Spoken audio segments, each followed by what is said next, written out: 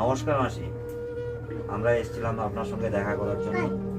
আপনার কেমন আছেন? ভালো নাই গো। কেন, অসুবিধা কি? পারিনি, এই যে যখন কত ছিল খাচ্ছিলাম খেয়েছিলাম, এখন তো কর্ম করতে পারিনি। কোনদিনা যাও কাজ করি লোকের বাড়িতে, যা পয়সা পাই না কর্ম করতে যাইনি, কিন্তু আর একটুও পাইনি, কত সুস্থ হয়। অনেক কষ্ট দিন চলছে।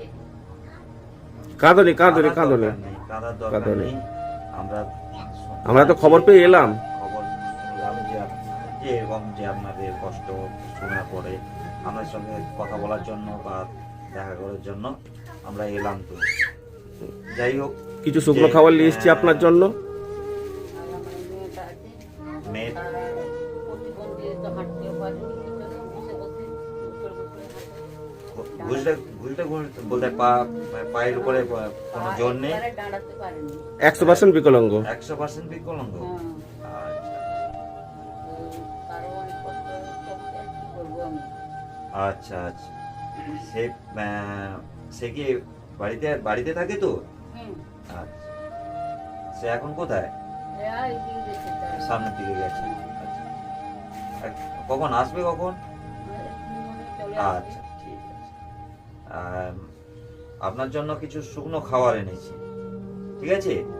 এই শুকনো খাবার আপনাকে দিলাম, আপনারা এই শুকনো খাবার খাবেন এবং আপনাদের যেটা সমস্যা, অসুবিধা, সুবিধা, যেটা প্রয়োজন আমাদের কাছে জানাবেন।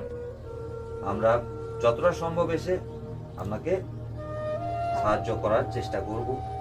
ডাক্তার দেখানোর প্রয়োজন হলে ডাক্তার দেখান।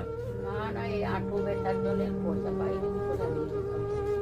ঠিক আছে, আপনি এক কাজ করবেন, যেখানটায় ডাক্তার দেখাবেন, ডাক্তার দেখানোর পরে আপনাদের যদি ওষুধপত্র আনার যদি কোনো সমস্যা হয় আমাদের সঙ্গে যোগাযোগ করবেন। আমরা ওষুধের ব্যবস্থা করে দেবো। আমরা ওষুধের ব্যবস্থা অবশ্যই ব্যবস্থা করে দেব।